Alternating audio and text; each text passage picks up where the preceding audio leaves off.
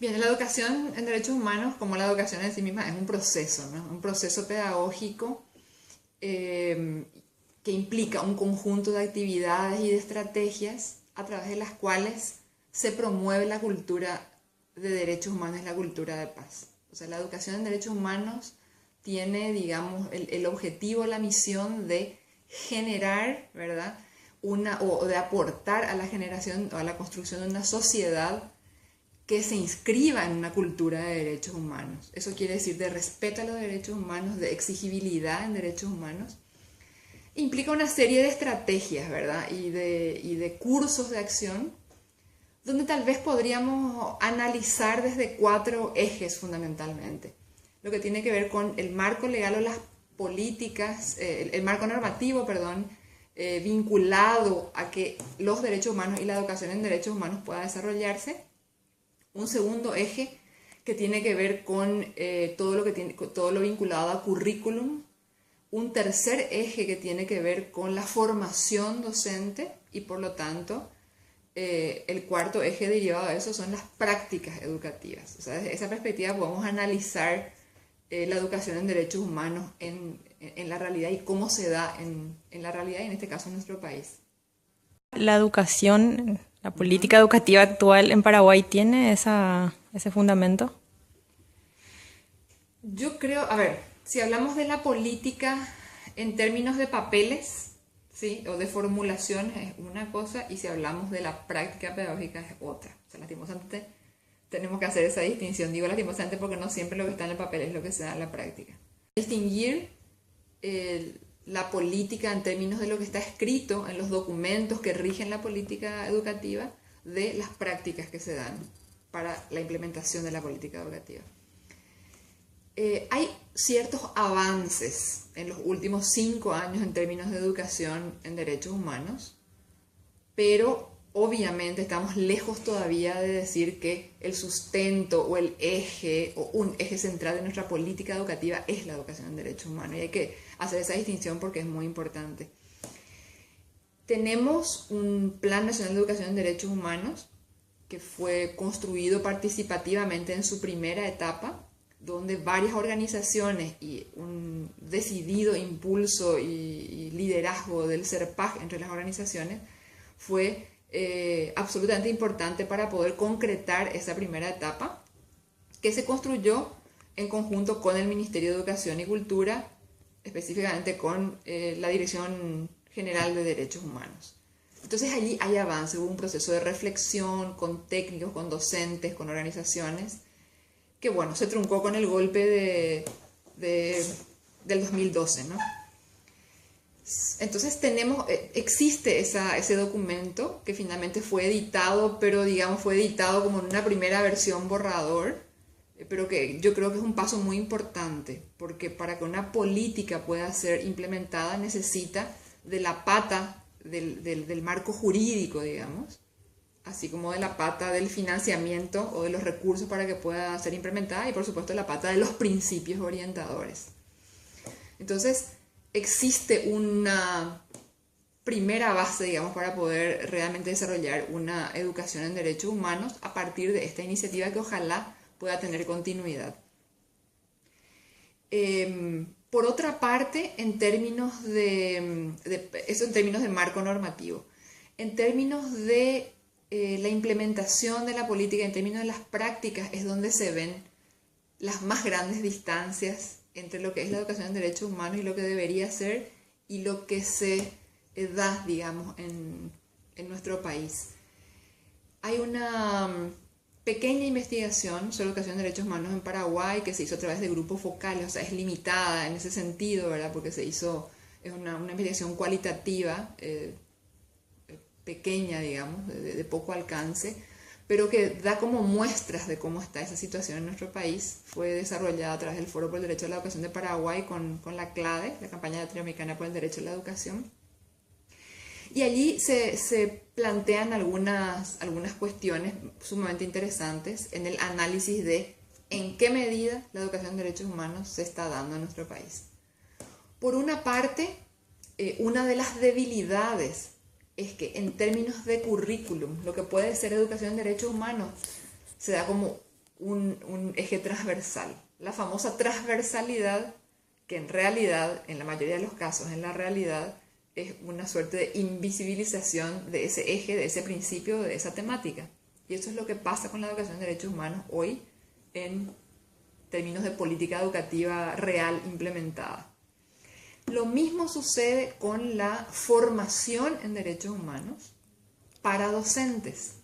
Se plantea también el tema de derechos humanos como ejes transversales.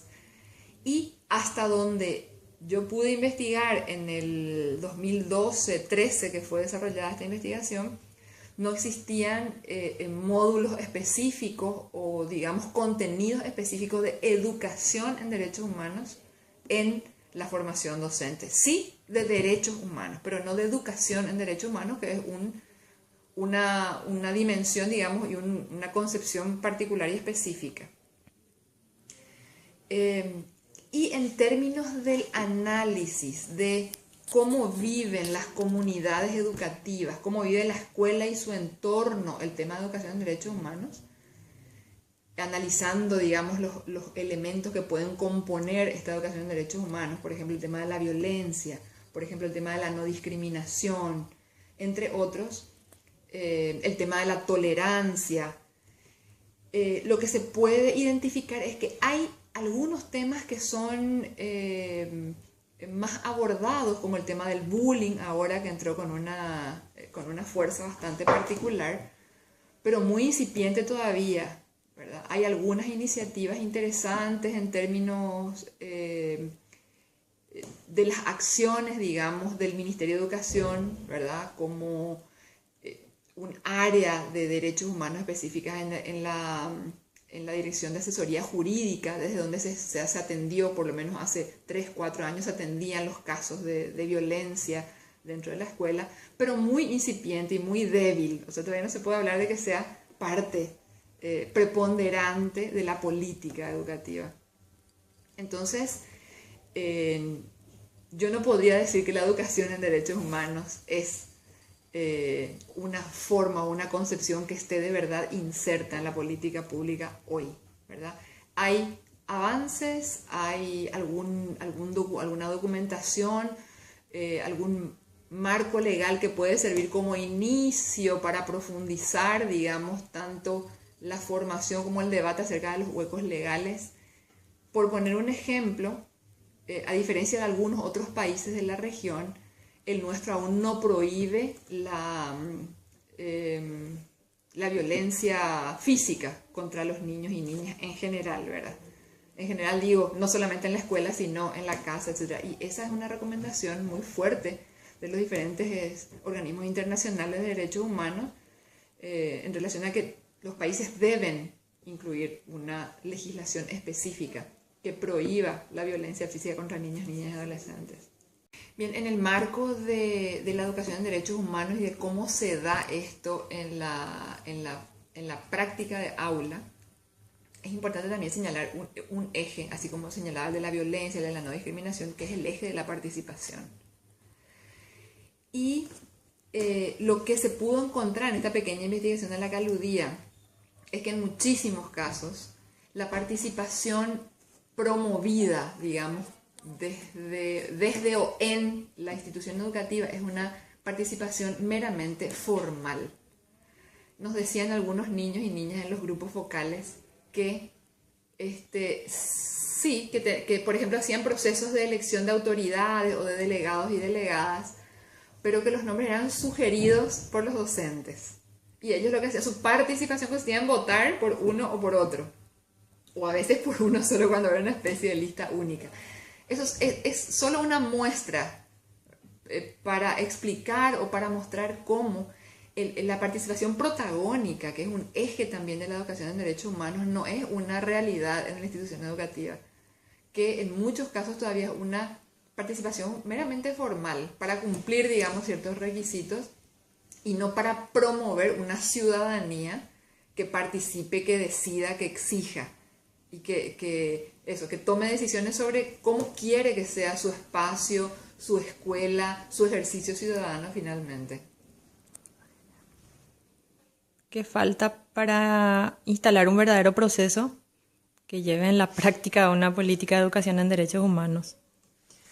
Yo creo que hay como distintas dimensiones en las que hay vacíos. Una es la dimensión legal, que ya señalaba anteriormente, es decir, hay que revisar el marco normativo por una parte, y hay que, yo diría, darle continuidad a un proceso de construcción del Plan Nacional de Educación en Derechos Humanos, que quedó como en una versión preliminar muy interesante, pero con fortalezas y debilidades. Es un proyecto iniciado que llevó esfuerzo, que generó interés de los diferentes actores del proceso y que podría dar frutos muy interesantes. Otro aspecto, otra dimensión en la que se ven debilidades es la dimensión curricular. ¿Verdad?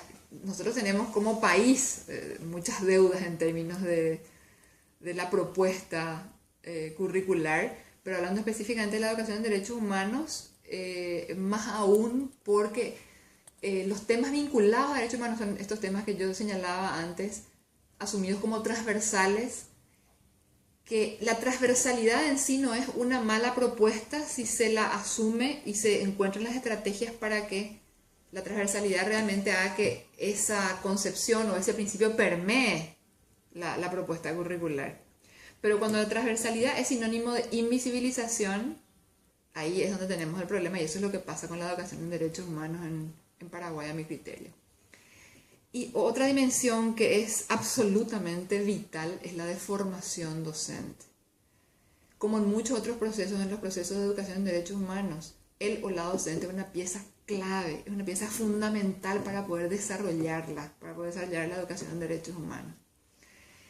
Y un aspecto también interesante que emergía en esta pequeña investigación que señalaba es que hoy el o la docente sabe que los modelos autoritarios ya no están vigentes, pero no tiene las herramientas para plantear un nuevo modelo basado en derechos humanos. Basado en la no violencia, basado en una disciplina que no se entienda como castigo, como autoritarismo. Entonces, eso es lo que emergió con mucha fuerza. Los docentes decían, los chicos se portan mal y no le podemos decir nada, no le podemos plantear castigos, y si llamamos a los padres vienen y protestan. Y estoy hablando de escuelas públicas y de escuelas públicas de sectores sumamente carenciados y en situación de alta vulnerabilidad. Entonces, es esa ausencia de herramientas y de modelos pedagógicos que puedan servirle al docente para desarrollar su labor docente desde esta perspectiva del respeto a los derechos humanos y, por supuesto, de la educación en derechos humanos. Así que el tema de formación docente es esencial. Y no digo solamente capacitación, digo formación docente, porque un docente autoritario puede estar capacitado, puede conocer los principios de los derechos humanos y de la educación de derechos humanos, pero puede no tener la formación ciudadana y humana como para entender lo que eso significa en la práctica. Entonces puede estar diciendo un concepto de derechos humanos, pero puede estar desarrollando una acción absolutamente contraria a la educación en derechos humanos. Y eso es muy importante señalar. Esa es una deuda esencial, la formación docente en derechos humanos y la formación docente y capacitación docente para la educación en derechos humanos.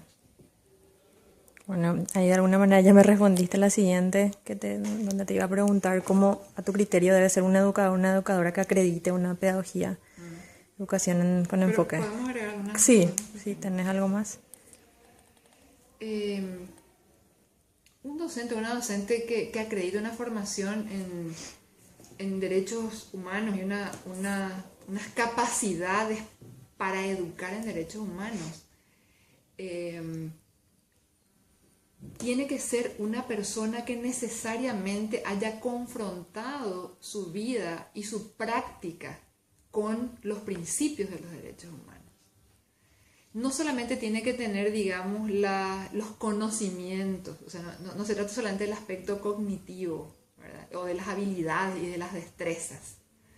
Se trata de que tuvo que haber pasado por un proceso donde pueda ser crítico o crítica y reflexivo o reflexiva a su práctica pedagógica, donde esa práctica pedagógica demuestre, trasluzca que la tolerancia a la diversidad, que la no discriminación, que el impulso a la participación protagónica son aspectos, dimensiones esenciales en su relación y en su vínculo con el estudiante.